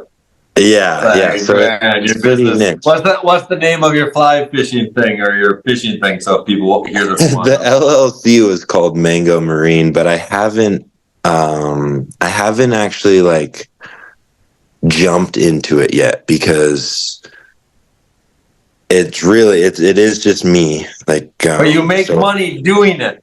People sign up. This is what you're going to do for the next 3 months, but you haven't jumped into it, but it pays the bills. Yeah. Well, I haven't jumped into like my own, like, promoting my lake business yet. So I get enough clients, but I'm also not quite ready to be like fully invested in the lake thing. It's much easier for me right now to take work for somebody else than to have, like, I need to be promoting it good. I need to be better at my computer. I need to like organize like my life, like my taxes, like all these like little things where like I'm learning life still, like all these stupid little things that like I was never taught. So now, like, I'm a business owner, and I'm not ready for that yet. And it's just so you know, that's why we call you a new head. We did Tanner on Friday last week, and he's 40, 41, and he's saying the exact same things. And the whole point of this show is, these little things you can learn on your accounting. I'm teaching Phil today about what's the goddamn accounting program? QuickBooks. I don't know, just like how to do with numbers, ins and outs. It's 34, right? I'm 44. I'm still learning too. But like, it's the pieces of advice you can give to people, because if you know your ins and outs, you can make 10 times less and be happy. Yeah. Because you know where the fucking money's going. So I want to interrupt you, because I think that's a big point of this conversation on why we want to do it, because you're only 25, 26. Yeah. And so it's like, true. And as we'll get into it, like, when you create things now, you'll know whether it's your fishing or how you want to give back, whatever I read about, we'll get into it. Like, I don't know, if once you know it, it's kind of like not a stress, because you've been able to figure out skiing is not a stress. How do you do the business side is not a stress. And that's what that frustrates every human. So, sorry to interrupt you, but like I love it. That's why I have so many questions about your fly fishing. That's why I hope you to hit the Provos. Because, like, man, even with the Provos, know every human in that valley for the last 20 years. So it's like, man, you don't even need to, like, just say the name of your company, and then you're set for the summer in Utah. Yeah, right, man. True. Yeah, so it's all so exciting, and it's good balance for me, but I'm just staying patient. I'm, like, not jumping into too much, and I want skiing to be still want it to be a focus. As long as I feel that way, I guess. I sure do feel that way. So let's get back to that part. What I find is interesting. So when you got into it ever, did you have an idea that you could make a living off it, or money off it, or expectations? No Or did you expectation. set goals to make them out? Like, how did you see money and skiing while you were creating? My dad was always pretty real with me. He's like, dude, there's no fucking money in skiing. And I didn't really take me that long to realize it. So I kind of, at the start, it was just like taking advantage of opportunity, and like, I like traveling the world is kind of, it's priceless to at some extent. Some weird little interactions that you have or whatever, just figuring out how to get on the train, like all these small things that people are like 7 years old and be like, I wish I did that when I was alive. And I'm like I don't, so I'm rich in so many ways. Like I look at my dog and I'm like, you're rich, dude. Like you're rich. And it's like, it's just like a fun joke. Like I just need enough to do what I want to do. And it's pretty simple what I want to do. So I want to make money in skiing just like everybody, but it's not quite, it's not like there comparatively to a lot of other things. Especially if you go to time. Like if I were to get paid hourly to go fishing, the rate is through the roof. If you were to compare me hourly to skiing, which I would never do, but like, No, it's impossible. You make like 2 cents an hour at most. yeah. At most. But it's like, I even did like, it once, and it's the funniest shit you've ever seen. That's awesome. So it's just one of those things where it's like, okay, passion rules kind of all, but at what point do I have to balance, like, actually, like, you've got to eat food, you got to live somewhere. Everybody drives nowadays. I'm not a person gonna live in a city where I'm not gonna have a car, and it's just these weird things. And I'm like a gear guy, so there is like, that's like kind of a thing in my head where I'm like, God damn, I gotta make money someday. Like, So here's my next question. Like, you're Mr. Mango. You got the you got the credentials. Like, you're the shit. Like, I was trying to think about today. I'm watching. I'm like, my biggest thing in life when I see people, I'm like, Mama, did they create their own lane? 100% you created your own lane. I can watch shit you did from years ago and no one can do it or wants to recreate it because it's just your shit. It's who you are, and it's dope as fuck. It's not fucking wizard shit. No disrespect to wizard shit, but it is wizard shit. I watch it all and I'm just like, man, this is really fucked up. Why am I? This is 2019 and we're looking at 5 years later. No, I haven't seen this. I'm like, I was thinking like you should do it for fun. You should take every shot, screen grab it from your real ski for over 2 years, post it as an individual shot and on your Instagram, and watch how those will be your biggest numbers.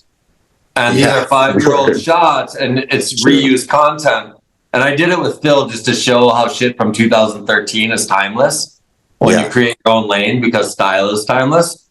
But like what my preach is, and also I wanted to say one more, give you your flowers. Like I had to think about one word that described you, and it's original. So like that's where I want to make sure I high five you. Like, you original as shit.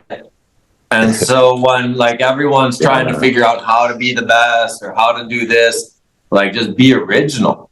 Now I want to dissect your brain because I look at it and I see you fishing and stuff. And I'm like, man, he should be the shit.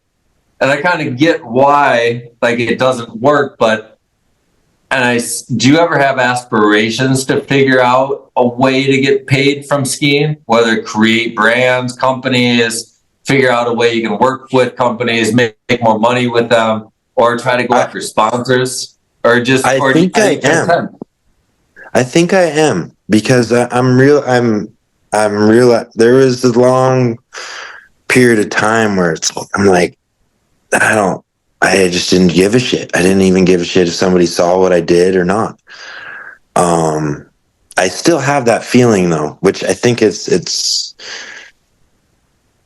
artist feeling. It's like if you paint something, it's just an artist feeling, and that's what you are. So it makes sense. And I interrupt you because like it's not, you don't create for others. Yeah. You just That's are nice. lucky enough to have people document and put it out there for people that maybe like you.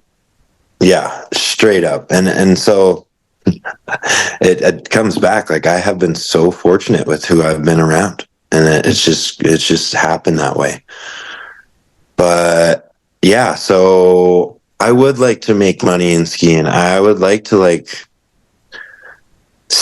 I would like to be able to stick around, even if I'm like traveling for other things or working a different job. Like, it's so easy to be, to still have a faith and to still be skiing. And I don't know where my value sits within companies. To be honest, it's just been such a fucking bitch to find sponsors.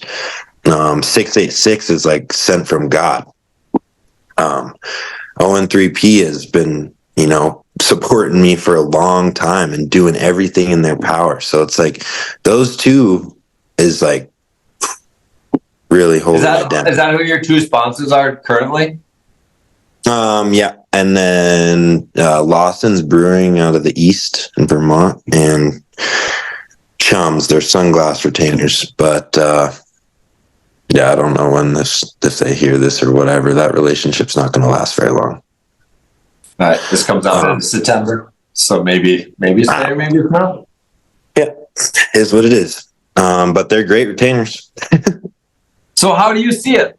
Do you have to create something, or do you wait for something? I don't think I can just wait. I think I gotta keep fucking working my ass off, and then I could maybe get another opportunity somewhere. So you think you can win bigger? You think you can put out a better segment, win something bigger, and then something comes your way? No, not necessarily win, but I think just being there, just keep skiing hard and being positive, maybe showing up in places. Like this year, I got to travel a fair amount and like just see people, which was, like you mentioned, like I really had skied by myself for like a long time, a little bit. Like I would get times with, sessioning and days at the resort, but a lot of it was pretty solo style things, accustomed to me. So if you could create any kind of ski company, what would it be? Like an outerwear, eyewear, ski bindings, boots? Like, what do you think would be the most fun like thing a to create? gear thing? Because you have to see something missing, right? Like, or something that's just not as cool as you could make it. Oh God, that's hard. Everybody's getting pretty cool these days. There's a lot of like people are like. So, what would you like to make with your skill set? I want to do some like more interactive. So say it's not gear. It's like it's interactive. Events? Maybe events, maybe a camp or something, but I want to keep my ideas to me with those within that realm. Yeah. For now at least. But yeah, I don't think gear, like I think there's a small handful of ski companies holding it down. So like that's kind of all you need. You got to have somebody holding it down. And then 686 holds it down. They hold it down. Yeah. And so that and covers who's on my the team? gear. It's you and Parker, and who else do they help out? Because I mean, obviously they care if it's you kind of two people right there. But who else is on that team? Sampo and Laurent, they're Swiss, and Dakota Coleman, which I'm not sure if you know or not, younger dude. Yeah, Parker put Dak under his wing. He's just like, yeah, also just a ray of sunshine. Awesome kid. Sick shredder. So, but yeah, it's a pretty small knit crew, and it's, it's privately owned, and they're just badass. Everybody within the company has a relationship, and they're positive. They look for better solutions. They don't ever think like this is it kind of thing. They're really understanding between athletes. They trust you are who you are, and if that's it, you know, and like that's such a value.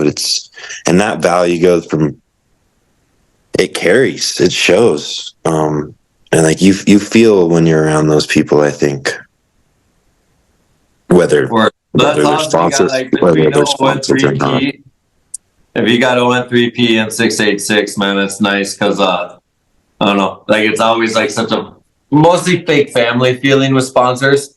Because even like, if you know what I mean? Because like they calling you after 5 years after your contract's up, anyone with that company. Exactly. And like, that's how I'd always teach my friends when they'd be like, "That's my friend." I'm like, "No, it's not. We're talking money." And because all my friends are there. Well said, dude. Yeah, and, I would. Yeah. And so it's just to have two people support you while you're grateful, right? You know, and like that's enough because like it's so hard right now. I can't. It is. So just to even have an opportunity where you don't have to make a clothing company because you can't find one. Yeah. You know what I mean? That alone is a blessing. Yeah, it is. And I have realized that. And those two, I mean, they've held it down. So it's reassuring. It's awesome. I got a pivot. Go ahead. If you want to speak more. I just was going to say, like, off the question of either waiting or doing something, I need to do both. So I need to wait a little bit, and I also need to figure something out what to do if I were to make more money and stay around and skiing. Word. But yeah. Well, I think you got a dope enough because you always have to look at yourself as a brand, and Mr. Mango is not Jake. And if I can teach you anything, like just look at what Mr. Mango is, how many people like it, and know all those people that love you for who you are in the lane you created. So maybe you have 10,000 fans. Those are 10,000 people that love you, right? Follow you, think you're the illest fit in the world. So it's like, what can you give those people? So really look at the people that support you, what you could give them, whether that's the event, the camp, or whatever, being interactive, you know, and then like, look at it. Well, you know, like something stupid. Like, oh, I'm going to do a Woodward Copper summer camp, Mr. Mango week. And then all of a sudden they let you go. And then you're like, can I have a Mr. Mango pop-up shop? And then you fucking just sell mango t-shirts. And then you're like, I made $10,000 more off skiing with kids for a week and they all bought Mr. Mango sweatshirts. Like, you know, like that's 10G that you make for having a week of kids loving you. Yeah. So my point is what I can say is like, you guys have so many opportunities. People bring you all around the world. So imagine like every time someone buys a plane ticket for you, puts you in a video, this is someone marketing your brand. And one day they won't market your brand. Imagine if you had to start a brand without people marketing you. This is tens of thousands, hundreds of thousands of dollars of free marketing that people are saying, Mr. Mango rules. We put his name on a ski. He wears our jackets. So Mr. Mango needs to sell something to the people that love him. So that's it. Basic idea is just like, look at all the experiences people bring you. You dance like a monkey to entertain them. After you dance, kiss, hug, sign their autograph, and sell them something. It's a basic fun formula because it's so fun. You get experience, people tell you how awesome you are. And I have to preach this to like Phil and Hendrik, and I just say, hey man, like, do you want to go here and sign autographs and sell shit? I'm like, I don't know if I want to go. And I say, hey, is it going to suck to have 400 people say they think you're the coolest person in the world? You inspire them to ski, you sign their autograph, take a picture, and then they buy a comic book and a sweatshirt for $60. And then you say, here, tap my phone. After you have 2.5 minutes of great conversation with someone you've never met. And you have that same opportunity because whoever meets Mr. Mango is going to feel pretty. You have a beer sponsor in the East Coast. Have you ever been to the fucking East Coast? This year for the first time. Huh? Yeah, this year for the first time. Go out east, man, with your beer sponsor. Bring the beer to the people and fucking sign their things. Have a pop-up Mr. Mango shop everywhere your beer sponsor brings you to. Yeah. They pay for your plane ticket, your lodging, and then you just sell hoodies at every spot. Mr. Mango. Yeah, word up. So, and you film content. You never take a break, so you're not just doing marketing stuff. And I'm just trying to pump you up, Mango, because I think what you you are, dude. awesome. And when you create something, and I'm seeing spend over 12 years in perfecting your trade. 12 years since Phyllis posted her first post to you, you know, like till now. And you really look at that whole journey and you're like, wow, I did this. Why not succeed greater? Because people say you only can go this high. Right. So that's just a random person that you never talk to saying, do more, motherfucker. You got this. No, but it's not the first time that I've heard this, and it's true. If I want to stick around, I got to make something happen. Yeah, and I think everything you created is amazing. With everyone, with Oliver, with Brady, and Mr. Mageau is like it's something that people can remember very easy. You know, like the ski man guy is like, I don't know, when you're dealing with a brand, like you have something. It's funny how you market it. You're like, I'm from Maui. I like mangoes, and they're from there you go, Mr. Mango from work. I can't pronounce my last name. Ha ha ha. No, just put a mango. Remember how they had avocado Thursdays or whatever, or avocado Fridays for the 4x9 crew? Yeah, mango. Yeah, just make the fucking mango Mondays. Put out a clip. All right. I got two questions for you. I'll save the big topic pivot, but since we're talking about your personal branding, where did the Mr. Mageau come from? What's the origin of the username that's taken over your life, pretty much? I know, it's so weird. From my memory, it was just like Mageau, mango. People would it just like went together. I don't know. My buddy Hunter, which we grew up skiing together, and I don't know if he's fucking with me, but he thinks that he came up with it. So I don't know. But it was just like coming up with the Instagram name, and that one flowed, and then all of a sudden it was just like people couldn't shut up. They probably didn't have mango when he tried, and then he had to be Mr. Mageau. And then Mr. with a one worked, and then he was like, booyah. He was like, God damn, I really have to try 5 different names. Exactly. Now I'm Mr. Mageau for life. Yeah. Yep. Word. All right, so big topic change. This is the one that I've wanted to ask you the whole time. And so why, and it's all right if you don't have a perfect answer right off the bat. Maybe we could all dive in. But why do you think that your style resonates with people so much? Because you get the fan favorite votes. You go to a ski competition and all your fellow riders are voting for you for best rider. So, like, what do you think it is about your riding that gets people so fired up?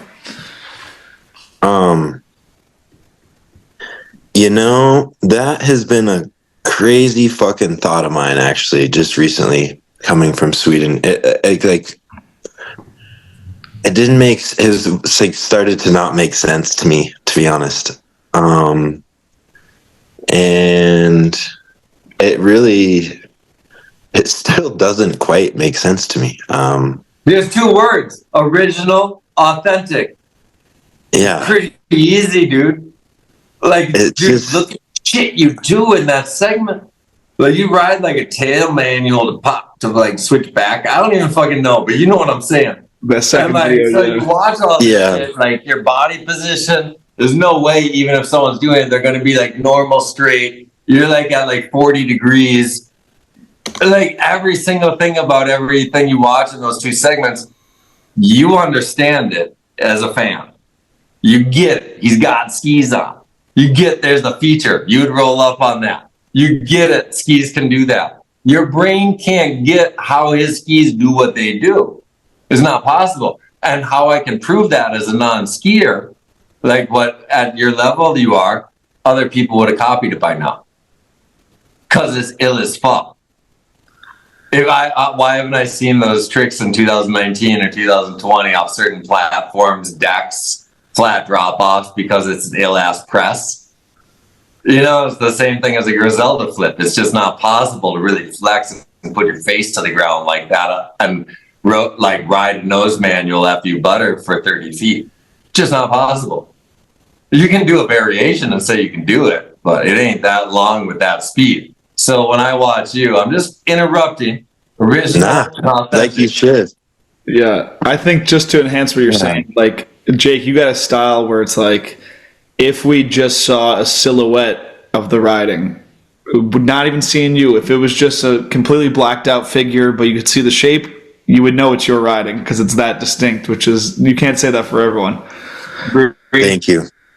Yeah, that's huge in my eyes, for watching people as well. So I guess I get it, but yeah, I don't know. It's it's an honor for people to feel that way, and at some point, I feel just lucky that that's how people feel, and I feel lucky that my mind is where it is, and I came up on the up ground that I did because I ain't trying. It's just what I want to do, or it's what my mind does, and then I'm gonna try, right?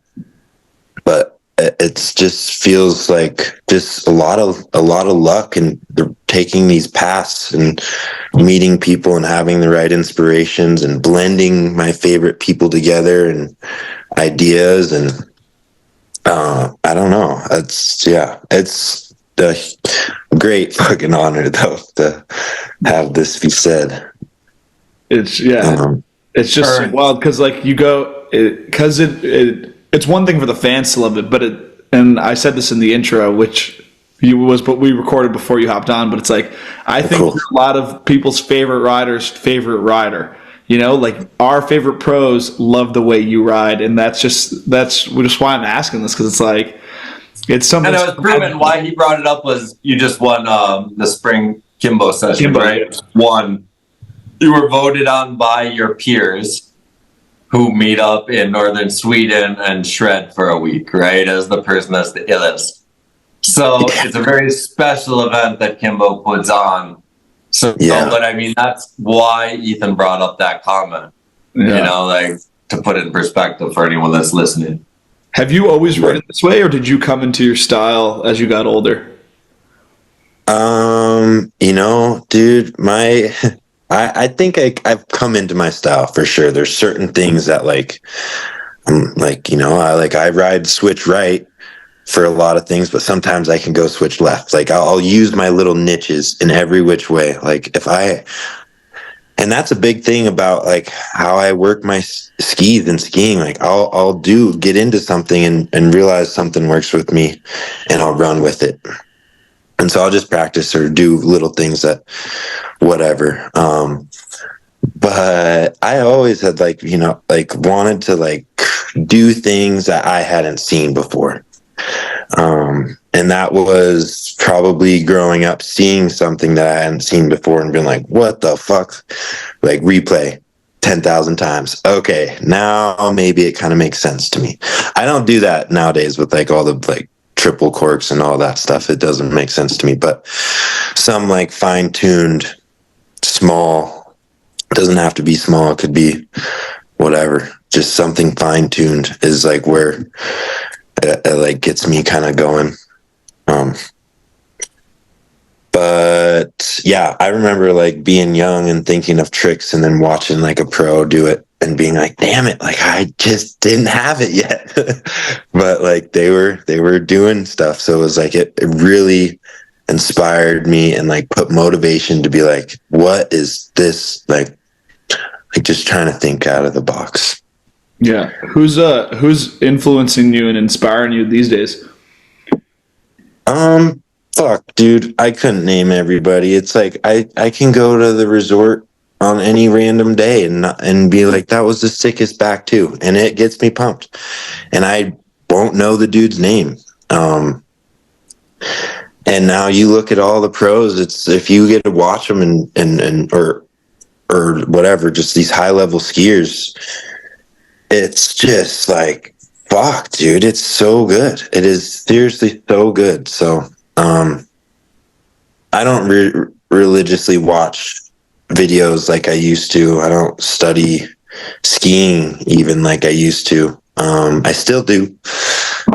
Still definitely do, but I kind of like, I don't know, this sounds kind of weird, but like not later in time, but when I create something, like I'll watch it enough to where I just like pretty much just don't like it anymore. So like I kind of am like studying like what I just did, and then it's break time, what I'm going to do next. But I couldn't say anybody specific, to be honest. I do got a lot of, I just look up to kind of everybody that I can, and I think presence is really powerful. That's like when I get to see somebody and see how they react and in real time, like that's what's most infectious for me. Yeah. I think videos are saturated these days. It's hard. It's really hard. So yeah, in-person skiing is really powerful. Yeah. Whether it's some homeboy that doesn't, it's pretty freaking simple. Like, yeah, I think just in person, and it doesn't have to be much. I watched somebody make a rad ski turn and I think it's badass, because making a sick turn is underrated. it's underrated. Yeah. Do you pull from any other genres? Like, are you getting super into music? Are you super into art in any other way that people wouldn't expect? I've always loved art, so I've probably messed with every type of media besides spray paint, and I don't know what I like. Nowadays I tie flies, so I was asking myself, like, damn dude, like, why aren't you doing art? But now I like make these flies, like I make bait fish, I make little bugs, and I'm like, it's just, I make bugs, man. The shit's hard. yeah, I'm tying little feathers on hooks, and it's like my mind is like trying to, how can I make this? So a lot of creativity goes to there instead of like a piece of paper or something. But I'm okay with that. It's part of what I do. But I got into archery. I love archery. I think there's something that I'm getting out of archery that's like bigger. It's like, I guess it kind of goes back into it's like, if I just trying to make myself a better person through and through, and archery's kind of does that. Teaches me patience and focus, and just to keep going and just to fine tune. And yeah, it's got to be in every avenue of life. You can't be, yeah. It's like the quote, You gotta be, how you do one thing is how you do everything. word. Yeah. I haven't heard that. I like it. Me Yeah. either. That confuses true. my head. Yeah. But yeah. So Yeah. here's my next big question for you. So what I bug out most on you is, since you do what you do, you have to visualize it 100%. It's not it's not an airbag shit. It's not fucking trampoline shit. There's no muscle memory. So, like, and the reason why it's always been so interesting to me, one, when the sport started, everyone had to visualize, right? If you're doing a Swiss Rodeo 9, you had to visualize it and crash. Hopefully you visualized it so well in your head, because you've never seen a skier do it before in your life, that you could visualize it well enough to not end your season. So you're in this same role now 25 years later, where you have to visualize everything you do so well, because you have nothing to pull from. When I watch what you do, it's not like you're like, oh, someone tried this kind of flex on their ski and then did that drop down. So Yeah. visualization to me plays such a big part in your skiing.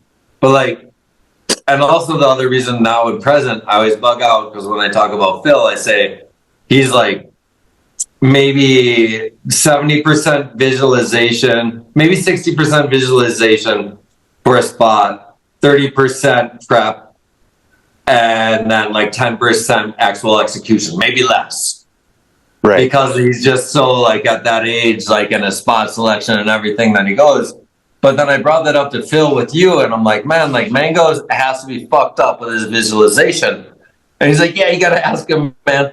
At Boberg, he would just like kind of hang out, and he'd stare at something, smoke a spliff, and then he'd go back up and do shit we'd never seen before, or he'd crash really fucking hard.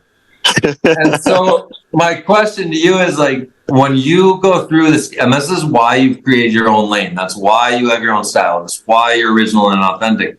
But like, how much do you go through and visualize every shit that you create?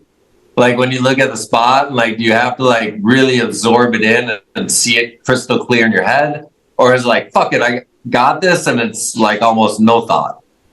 Yeah. I would say that there is a good handful of times where I go less thought. Okay. There's times where like I make sure I can visualize every single option, like every problem that's gonna go on, what happens if whatever, like just break it down. When I did real ski, I had a Lego guy. And I would fuck around with my Lego guy, so I'd just like my Lego guy would be doing the trick, and so I would like try to do like weird things like that, or like practice. You've mentioned the switch tail press to flip. That one was practice. Like I would just practice switch tail press, and then feel frontwards momentum and clear the line that I made on the snow. So I'd tail press to my line, try to get pop, and feel like I had momentum going in that direction. And then it was like trust. And then it was also saying, fuck it. After I get past my line, and if I make it with momentum, I don't care what happens. I'm just going to like let my body do its thing and whatever. Yeah. So I think there's because I watch like a guy like Ed Joy, man. I got to watch him fuck around on like flat surface. And I realized in a half an hour that he's like beyond the most special human that I've ever physically witnessed. And because he just did what you said, where he just do little presses. And I'm like, this has nothing to do with the situation he's in. Like he was riding with like 2-year-olds on snow skates to learn this little how he pressed on something on an in run and a transition. Yeah. And I was like, okay, I get it. So I understand what you're saying. It's pretty fun to see how you guys approach it in different spots. Yeah, it is fun. It's totally fun. And then just building blocks, just addition, adding things together, and Do you look? I was going to ask him, like, do you look where other people's would see? You kind of mentioned like what you do in between jumps and between features is important. I'm just thinking out loud about your skiing, but it's like almost you fill in that negative space that other people use for just, all right, I'm going to quick break between this hit and the next hit. It looks like you're at every point of negative space, you throw in something new or an opportunity to do something. And that, I don't know, that's just incredible. Like, I just put that together while you were talking, and it's so, like, I think that's what makes the difference. You're taking the opportunity to do something when other people are like, oh yeah, this is just a nothing period of time. Word up. Yeah.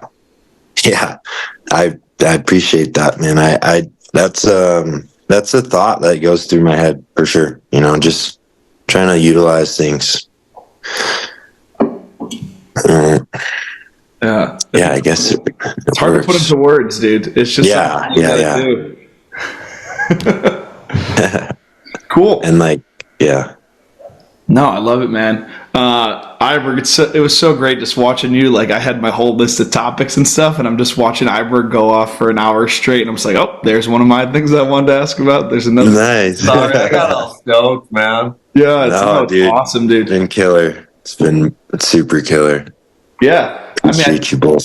Yeah, I think we're coming to like a natural conclusion. You got anything? I have one more big topic. Let's do it. Okay. What else you got in the chamber? So a News Scores article that I read in so you talked about like courses that like you were working for. You're like, I don't really know what I want to create. And so I think this is something interesting, especially for the younger generation. Because our generation, we always knew we wanted to make the illest film segment. We wanted to make a movie company. We wanted to win an event. And so, like, that part of this News Scores article where you talked about, I don't know, for a couple lines at least, about you wanting to do something and you weren't sure what it was, like in skiing. You know, and I didn't know it was vague enough, but like in the future, like what's your dream? What would you really like to create if you could? Because you laid the foundation for a decade. You deserve to. But like and maybe it's not in skiing. Maybe it's an opportunity skiing brought you. But what is it? Because it felt like it was more of a charity thing. You brought up like something for breast cancer or something for this or that, I think were the exact words. And is there a cause that you would love to work for through what your talents are? Definitely. If I could give back and share experiences with maybe like disabled people or like be able to take people that don't have money and get them geared up and go to the hill for whatever. Get people that are from like, and it would be, there's always a niche and somehow a way to figure it out, but it's also like, it feels super far-fetched. But if I could just dream up, I would get kids that are like, me, I want to go. Like, I want to go. And we would fucking get them skis, and we got them skis. And now they get to do this. Like, maybe, I don't know, maybe they just get to do it once in their life, but they get to do it. Yeah. And just to like, you know, like, I'm so fucking fortunate, dude, that I'm who I am and I can walk the way I walk and speak the way I speak, look the way I look, and I just get, you know, there's been a lot of opportunities that have come, and it's special. I try not to take it for granted. So if I were to ever like, you know, like to be honest, like I'm working on me right now. Like Jake's like getting his mind right. He's trying to be strong. He's doing all these things. So, and that's like what I just mentioned is like my dream, but it's not gonna happen within this like a short time period. But wouldn't be surprised. I got a bunch of ideas for you sometime in the future, but I'll let you know. Like, my last fun random question is: have you ever skied in Hawaii? I have not skied in Hawaii. Have you ever wanted to? Yeah. I think I do. It'd be, I mean, just because, yeah, I got it. You want to know the easiest way to have someone pay? Because I want to see it. Hit up the tourism board in Hawaii, send them your gold medal fucking thing, say you're Hawaiian born, and say, hey, can tourism office pay for this American to come and make an edit? And then they pay for more money the next game's Real Ski gives you, just to film a visit Hawaii and then go out to that mountain. All right. I'm going to have to maybe call you back on this one. Dude, you got ideas, bro. Dude, that would be wild. Bro. I know. That would be fucking crazy, huh? Yeah, I think so. I imagine I've seen so many people ski Hawaii, and it was always so stupid. But at the same time, I was like, the visuals are dope with that big radar building in the background. I think TGR went there once. Warren Miller went there once. So I've seen it my whole life. Like people film Hawaii skiing, and then like you're the only Hawaiian I've ever known that skis. So why wouldn't the only thing authentic get the opportunity to do it? Yeah, that would be awesome. Actually, Pete's built a road gap there. Pete Elford? Yeah, of course he did. So tell Pete you and him want to go to fucking Hawaii and go hit up the tourism board of Hawaii on fucking Instagram and just send them your first place gold medal. Be like, here's how big I am on the mainland. You want me to bring people here? True. They need that. They want you to bring people there. And snow people love warm places. Because they can afford snow and they can afford warmth. Yeah, extremely. Well said.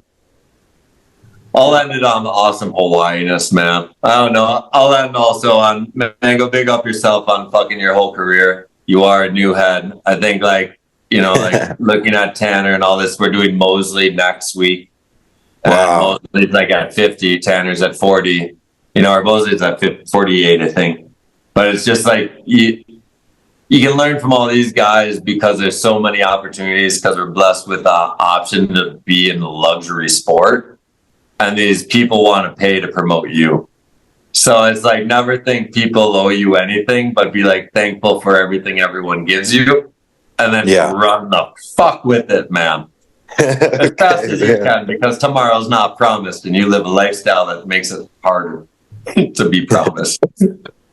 That is true. So that's my motivation to you if I don't talk to you again, but I'm sure I will. Yeah, but, I would love to, man. Yeah. Thank you very much for your words. And yeah, I think they should go a long way. And Ethan, I expect the same energy out of Mosley next week, out of you, that I gave Mageau. Dude, we went 5 hours with Tanner. I don't know if I could bring the same energy to Mosley as the second old head, but I'll try to match. Tanner said we just cut each other off for the last hour, and you sat back and said, "What the fuck is going on?" I remember I was drunk. Yeah. Jake, you got anything to plug coming up that you want the people to look out for since it's coming out in the fall? You mentioned the level 1 video. You got anything else? Nope. Just the level 1 video. And then Oliver and I are going to film next year, so it's going to be fucking sick. Hell yeah, dude. Yeah. We're going to do something fresh, and maybe it might be a 2-year thing. I'm not sure. That's what's up. Well, dude, thank you for being here. That was awesome. Second new head of the series. It was so good to finally talk to you, dude. And yeah, thank you, Ethan. Yeah, that was amazing. Iberg, any final words? No, just thank you, Mageau. It was a pleasure to meet you. Pleasure to talk to you, hear your point of view on what you created. And know you are an icon. No, you've hit a legendary status in what you've created at a young age from what you've done in your career. Like you will. And know that, get the pat on the back. If it's not in a paycheck, if it's not in a gold medal, know what you do every day is different and inspires people. And I'm thankful as an old person to watch it. So I just want you to know you got the power to tell the kids what's next, because the 25-year-old, 26-year-old is the illest motherfucker in the world to a 13-year-old. So, man. I know that. Appreciate your words, bro. Yeah, man. Thank you again for your time. It's a pleasure talking to you. My pleasure. My pleasure. Thank you so much. Word up. Only 8 doobies tonight. I'll keep them going. Take care. See, I'm yeah. It's 2 now. That's good.